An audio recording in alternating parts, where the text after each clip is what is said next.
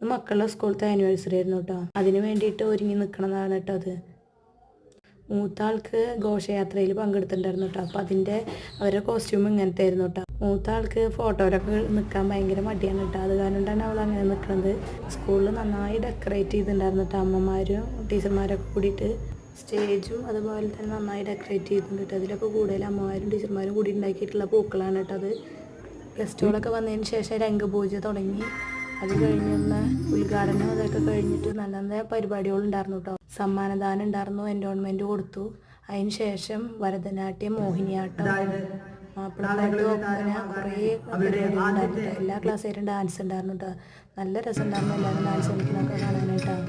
ഈ മോഹിനിയാട്ടമൊക്കെ കാണാൻ നല്ല രസമുണ്ടായിരുന്നു കേട്ടോ കളിക്കുന്നത്. കുഞ്ഞിയ മക്കളായാലും എല്ലാവരും ഒരുപോലെ തന്നെ തെറ്റിക്കാണ്ട് കളിച്ചു കേട്ടോ. നല്ല കുട്ടികളായിട്ട് എല്ലാ പരിപാടിയും കാണണമെന്നുണ്ടായിരുന്നു. പക്ഷെ നടന്നില്ല കേട്ടോ. ഞങ്ങൾ കുറച്ച് കഴിഞ്ഞ് കണ്ടപ്പോൾ പോകുന്നു.